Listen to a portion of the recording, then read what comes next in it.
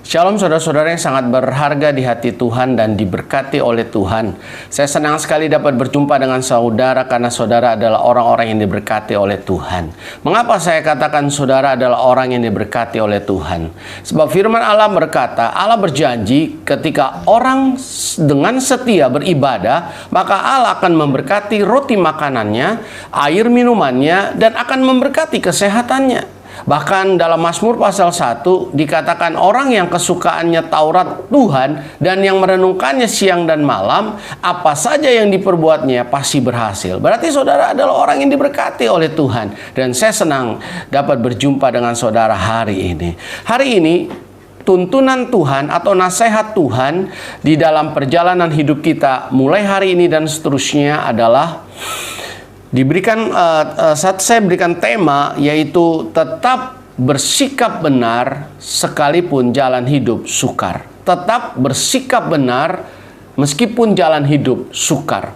Saudaraku, menarik sekali jika kita mempelajari seorang yang bernama Musa. Dan saudara jangan berpikir bahwa Musa ini adalah orang yang Superman, orang yang sudah tidak berbuat dosa lagi, orang yang tidak punya kelemahan lagi, dia orang yang sempurna. Oh tidak. Kalau saudara pelajari bagaimana latar belakang atau riwayat hidup dari Musa sama seperti saudara dan saya. Tapi yang menarik adalah ketika dia menghadapi masa-masa sukar dalam perjalanan dari Mesir ke negeri perjanjian, saudara ya, dia bisa menunjukkan satu sikap yang benar dan mujizat terjadi, saudaraku. Nah, ini yang harus kita pelajari dan kita jadikan sebagai prinsip hidup kita, sehingga kita pun dapat menjalani hidup kita dan kita berhasil. Percayalah bahwa Allah mau saudara, saya, kita semua berhasil dan diberkati, sekalipun di masa yang sukar seperti hari-hari ini.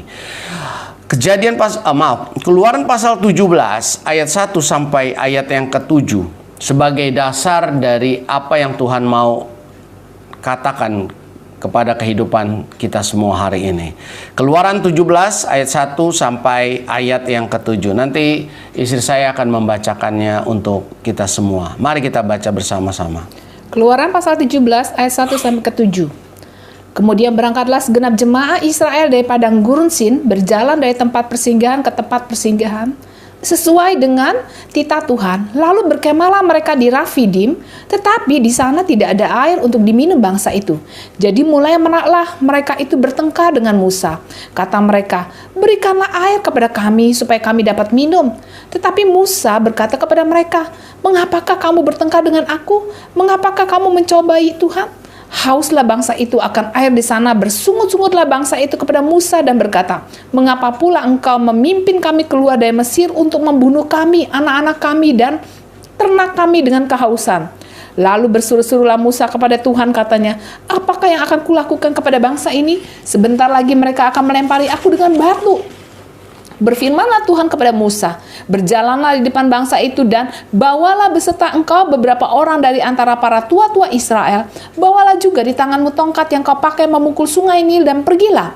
Maka aku akan berdiri di sana di depanmu di atas gunung batu di Horeb. Haruslah kau pukul gunung batu itu dan dari dalamnya akan keluar air sehingga bangsa itu dapat minum. Demikianlah diperbuat Musa di depan mata tua-tua Israel. Dinamailah tempat itu Massa dan Meriba oleh karena orang Israel telah bertengkar dan oleh karena mereka telah mencobai Tuhan dengan mengatakan, adakah Tuhan di tengah-tengah kita atau tidak? Mari kita akan berdoa. Bapa kami dalam sorga, terangilah pikiran kami dan hati kami, supaya kami dapat menerima apa yang Tuhan nasihatkan kepada kami, ingatkan kepada kami, dan apa yang Tuhan mau kami lakukan dalam perjalanan hidup kami hari ini dan selanjutnya, supaya kami dapat mengertinya dengan baik dan melakukannya dengan baik. Terima kasih ya Bapak. Terima kasih untuk firman-Mu yang akan menuntun jalan hidup kami hari ini dan selanjutnya. Berbicaralah ya Bapak, karena kami anak-anak-Mu mau melakukan apa yang menjadi kehendak Bapa di sorga. Dalam nama Yesus kami berdoa, kami bersyukur. Haleluya. Amin. Bapak Ibu Saudara, jika Bapak Ibu membaca ayat 1 sampai ayat 7 dari Keluaran 17 ini, maka kita dapat melihat bahwa ada kesukaran yang sedang dialami oleh Musa dan juga bangsa Israel pada waktu itu. Karena kita mau mempelajari tentang sikap benar dari Musa ketika dia menghadapi jalan hidup yang sukar, maka kita akan menyoroti spesial Musa hari ini. Apa yang dialami oleh Musa pada waktu itu? Kalau sudah membaca ayat yang ke-1, maka di sana mereka tidak mendapatkan air. Bangsa Israel tidak menemukan air, tidak mendapatkan air. Mereka haus, saudaraku. Dan di antara itu tentunya Musa pun akan alami hal yang sama. Saya percaya nggak mungkin lah bangsa Israel kehausan sementara Musa membawa air 1 galon misalnya begitu ya. Pasti dia juga sebagai pemimpin, dia juga merasakan haus seperti umat Israel lainnya. Itu kesukaran yang dialami Musa pada waktu itu. Dan kedua, yang lebih membuat dia khawatir dan takut adalah ketika Musa akan dilempar dengan batu, saudaraku, oleh umat Israel, karena mereka sudah begitu kehausan, saudaraku ya. Begitu kehausan. Mereka rasanya mungkin pada waktu itu hampir mati ya. Sampai mereka begitu tidak dapat menahan diri lagi. Kalau saudara membaca ayat yang ke-4, maka Musa berkata bahwa mereka sudah siap untuk melemparinya dengan batu. Ini masa kesukaran yang besar, saudaraku. Air tidak ada, mungkin Musa masih bisa tahan. Tapi ketika dia akan dilempar dengan batu, saudaraku, maka ada kekhawatiran dan ketakutan. Ini masalah yang sedang dihadapi, saudaraku. Kesukaran yang dihadapi oleh Musa. Namun, saudaraku, menarik sekali jika kita mempelajari keseluruhan dari ayat-ayat tadi yang dibacakan oleh istri saya. Dikatakan bahwa Musa tetap bersikap benar sekalipun dia menghadapi kesukaran yang besar seperti itu. Nah, pertanyaannya, apa yang dilakukan oleh Musa ketika itu? Ada 3 hal yang saya bisa catat di sini, saudaraku. Yang pertama, saudaraku, Musa dapat menunjukkan sikap hidup yang berbeda. Musa dapat menunjukkan sikap hidup yang berbeda ketika menghadapi persoalan, saudaraku.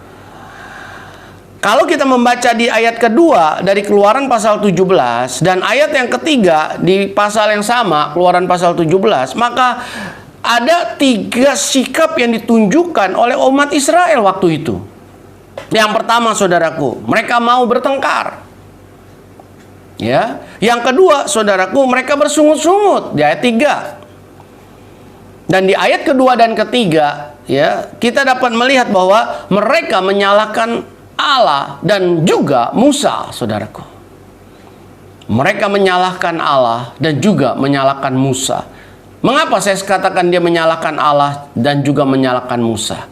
Saudaraku, kalau kita membaca Keluaran pasal 1, pasal 2, maka kita dapat melihat betapa menderitanya mereka. Ditindas begitu berat dan dahsyat, saudaraku.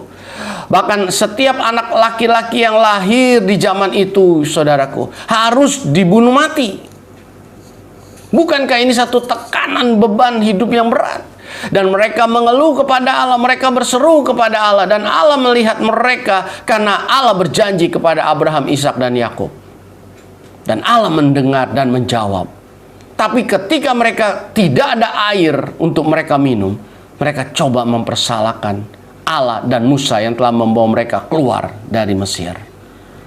Ini sikap mereka, saudaraku. Ya, bertengkar, bersungut-sungut, dan menyalahkan orang lain. Tapi sikap Musa bagaimana, saudaraku? Kalau saudara membaca di dalam ayat yang ke-4 bagian A, saudara ya, dari Keluaran pasal yang ke-17 tadi, di sana dikatakan, lalu berserulah Musa kepada Tuhan. Lalu berserulah Musa kepada Tuhan. Musa mengambil satu sikap yang berbeda dengan orang Israel atau umat Israel, saudaraku. Dia mengambil sikap yang berbeda. Yang lain bertengkar, bersungut. Yang lain juga menyalahkan Musa, menyalahkan Allah. Tapi Musa, dia berseru kepada Allah. Dia berdoa kepada Allah. Nah, ini merupakan sikap yang benar yang Allah sukai, saudaraku. Kalau kita bertengkar, maka kita bisa melukai orang lain. Kalau kita bersungut-sungut, maka kita sedang mengajarkan kepada orang di sekeliling kita, dan juga pada diri kita, dan juga bisa kepada Allah, bahwa kita tidak bisa bersyukur untuk segala sesuatu yang ada. Apalagi kalau kita menyalahkan orang lain. Saudaraku, hari-hari ini mungkin saudara sedang hadapi kesukaran-kesukaran yang berat. Saudara sedang menghadapi tekanan ekonomi, kesulitan keuangan, kesulitan dalam pekerjaan, dalam bisnis, usaha yang sedikit macet hari-hari ini. Dan mungkin saudara juga sedang bingung menghadapi anak-anak saudara yang belajar dari rumah, dan saudara perlu hikmat yang besar untuk bisa mengatasi atau mengajar anak-anak saudara di rumah untuk bisa menyelesaikan tugas-tugas dari guru yang juga mereka sedang kebingungan, dan ya tentunya mereka juga harus menyiapkan 2 kali lipat materi untuk bisa diseberangkan kepada anak-anak kita. Ada banyak kesulitan, ada banyak tantangan, ada banyak kebingungan, saudara.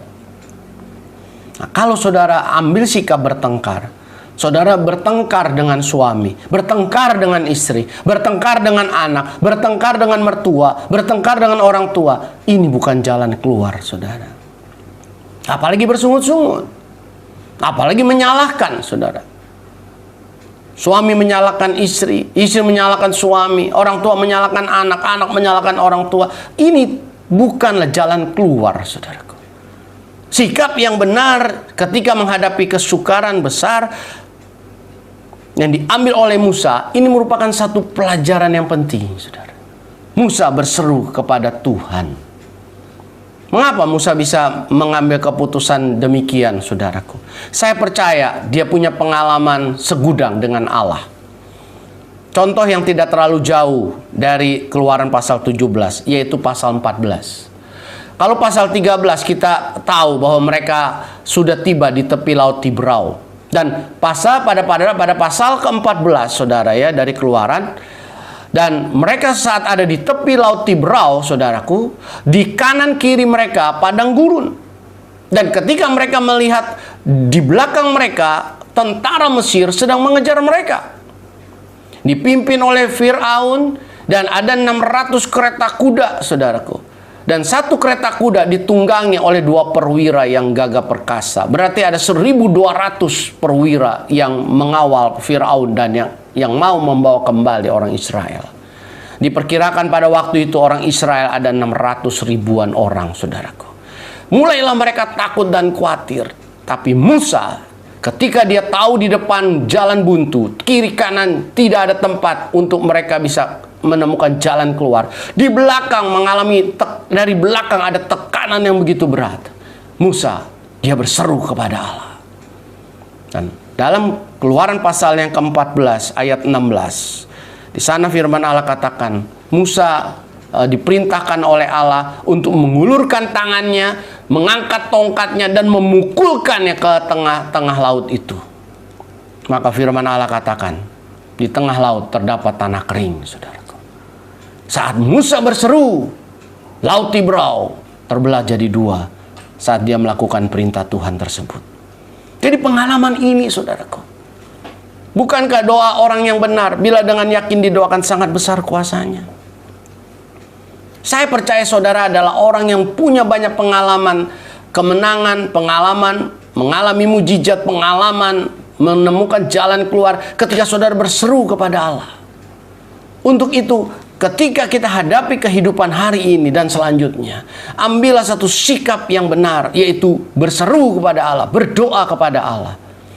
Kalau kita melakukan 3 sikap yang dilakukan oleh orang Israel, yaitu bertengkar, bersungut, dan juga menyalahkan orang lain, kemungkinan, saudaraku, imunnya akan turun. Karena apa? Jika kita marah, kita stres, maka yang akan keluar dalam tubuh kita adalah hormon kortisol. Dan ini akan menurunkan imunitas kita, saudaraku. Dan bisa membuat kita bisa mengalami banyak penyakit. Tetapi kalau kita berdoa, ada damai sejahtera di hati, ada sukacita di hati, maka yang akan keluar dalam tubuh kita adalah hormon endorfin, saudaraku.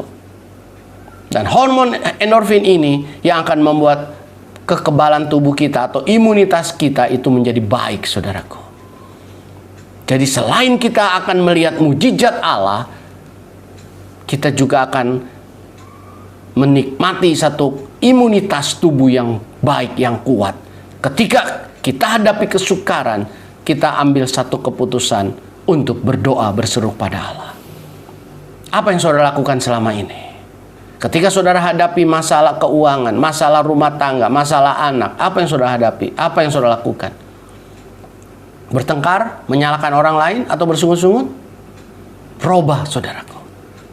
Allah mau kita robah. Mari hari ini kita mulai ambil satu sikap. Apapun persoalan hidup kita, seberat apapun persoalan kita, atau sekecil apapun persoalan hidup kita, berserulah kepada Allah. Maka ada jalan keluar, ada mujizat, dan ada kekebalan tubuh yang baik, saudaraku. Yang kedua yang bisa kita pelajari dari Musa ini adalah dia melakukan perintah Tuhan, saudaraku. Dia melakukan perintah Tuhan. Nah, saudara boleh membacanya di dalam ayat yang kelima dan ayat yang keenam.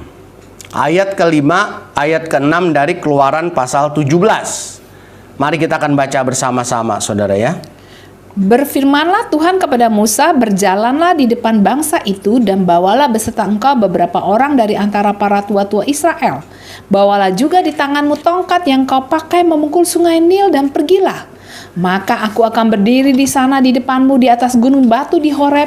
Haruslah kau pukul gunung batu itu dan dari dalamnya akan keluar air sehingga bangsa itu dapat minum.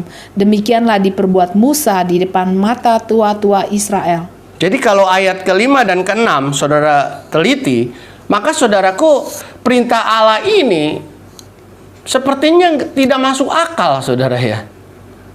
Apa perintah Allah yang sepertinya tidak masuk akal? Yang pertama, saudaraku, Musa diminta oleh Allah berjalan di depan bangsa itu dan membawa tua-tua ya Israel ada bersama dengan dia dan juga membawa tongkat. Iya kan? Untuk apa ini semua? Kan kita lagi butuh air sekarang. Bukan satu ritual atau satu proses seperti itu kan. Dan kalau kita baca ayat ke-6 lebih gawat lagi, saudara. Allah suruh memukul ya gunung batu itu, bukit Horeb itu dengan tongkatnya. Dan dikatakan bahwa kalau Musa memukul gunung batu itu, maka akan keluar air. Ini di hadapan orang Israel yang mau melempari Musa dengan batu, di hadapan tua-tua orang Israel loh, saudara. Bukan Musa sendirian. Kalau Musa sendirian kan bisa ya coba-coba gitu kan. Ya kan? Bisa coba-coba. Hasil atau tidak berhasil, nggak ada masalah gitu kan. Nggak ada yang lihat ini di depan orang Israel yang mau melempar Musa dengan batu, di depan tua-tua orang Israel, saudara. Nggak masuk akal, saudaraku. Tapi Musa, dia percaya kepada Allahnya, bahwa Allahnya tidak pernah mempermalukan dia, bahwa Allahnya sanggup membela dia, bahwa Allahnya sanggup menyediakan yang terbaik untuk dia. Dia berani ambil langkah yang tidak masuk akal dia, karena dia berani percaya bahwa Allahnya tidak pernah gagal. Hari ini, saudaraku, apa kata Tuhan? Apa kata firman Tuhan? Lakukanlah itu, saudaraku. Maka engkau akan melihat mujizat. Kau akan melihat pertolongan Tuhan. Lakukan, saudaraku. Apa yang menjadi perintah Tuhan, taati itu. Maka saudara akan melihat bagaimana hal-hal yang di luar dari pemikiran kita, di luar dari akal kita, itu bisa terjadi. 1 Korintus 2 ayat 9 mengatakan, apa yang tidak pernah kita lihat, apa yang tidak pernah kita dengar, apa yang tidak pernah timbul di dalam hati kita, semua itu dilakukan oleh Allah untuk kita, karena kita mengasihi Dia. Saudara, kalau lihat peristiwa bagaimana Allah menciptakan langit, bumi, dan isinya, saudaraku, tentunya Alkitab mengatakan, dari Kejadian pasal 1 ayat 1 dan 2, bumi dan semua angkasa semua kosong, saudara, dan gelap. Tapi Allah mula menciptakan satu persatu. Allah menciptakan pada hari keempat tumbuhan, pohon, kelima binatang darat, laut, dan udara, dan hari keenam dia ciptakan manusia. Akhirnya bumi yang kosong mulai terisi. Saudaraku, yang mudah saja saya bisa kasih contoh. Saudara tahu pepaya bijinya banyak. Pertanyaannya, siapa yang usulkan biji pepaya itu banyak? Buah kelapa, saudara ya. Tentunya saudara perhatikan ada sabuknya, ada batoknya, dan di tengah-tengahnya ada air. Dari mana masuk airnya? Jawabannya hanya satu. Bagi Allah tidak ada yang sukar. Dan siapa yang usulkan? Tidak ada. Sebab hari keempat pohon diciptakan oleh Allah, sedangkan manusia hari keenam. Setelah pohon, binatang, dan baru manusia. Berarti waktu itu tidak ada manusia, saudaraku. Allah sudah siapkan segalanya untuk manusia makan, untuk manusia bisa menikmati segalanya dengan baik. Taati perintah Tuhan, saudaraku. Maka kau akan lihat mujizat. Prinsip yang ketiga, saudaraku, sikap yang benar ketika kita menjalani hidup di masa yang sukar. Yang pertama, saudaraku, ya, tunjukkanlah sikap yang berbeda. Yang kedua, ya, tunjukkanlah sikap untuk tetap melakukan perintah Tuhan. Taat, saudara. Dan yang ketiga, saudaraku, percayalah bahwa Allah selalu menyertai kita, saudaraku. Kalau saudara membaca di dalam ayat yang ke-6 dan ayat yang ke-7, saudaraku ya. Ayat yang ke-6 dan ayat yang ke-7. Ya. Ayat ke-6 dan ayat yang ke-7. Mari kita akan baca sama-sama dari Keluaran 17. Maka aku akan berdiri di sana di depanmu di atas gunung batu di Horeb.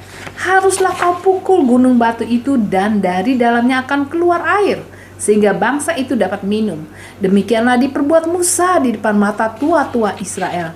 Dinamailah tempat itu Masa dan Meriba, oleh karena orang Israel telah bertengkar dan oleh karena mereka telah mencobai Tuhan dengan mengatakan, adakah Tuhan di tengah-tengah kita atau tidak?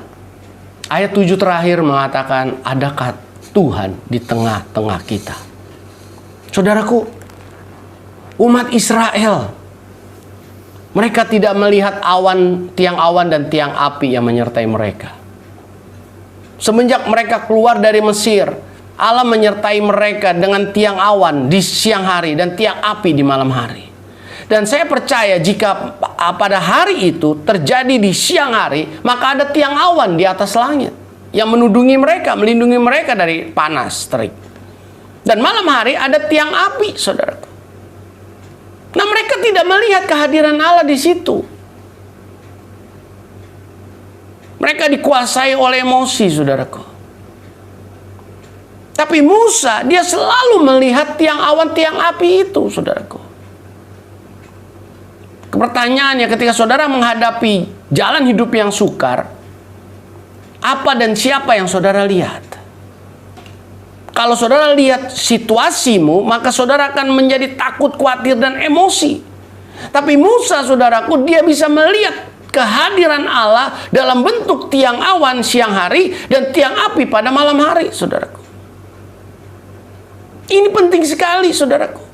Pandanglah Yesus dalam perjalanan hidup kita. Pandanglah Yesus ketika kita hadapi kesukaran. Pandanglah Yesus, saudaraku, ketika kita menghadapi segala tantangan dan segala kekhawatiran dalam hidup ini. Lihatlah penyertaannya. Mungkin saudara berkata, apa hari ini ada tiang awan dan tiang api? Ya, tentunya tidak, saudaraku.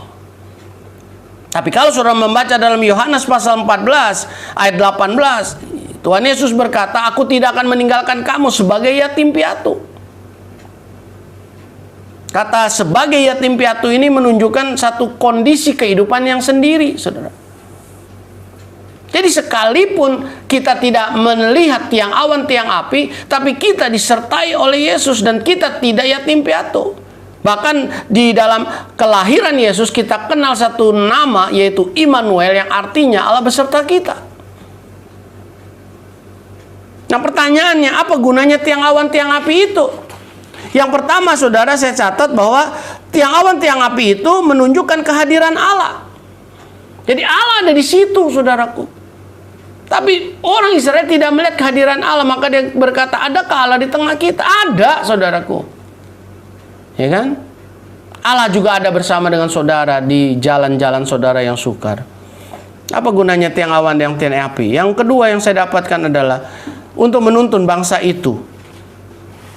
Kalau saudara baca dalam Keluaran pasal 13 ayat 21 ayat 22 ya. Keluaran pasal 13 ayat 21 22. Nanti saudara baca saja di rumah atau saudara setelah ibadah saudara bisa membacanya untuk menuntun bangsa itu, karena zaman itu belum ada kompas, saudaraku.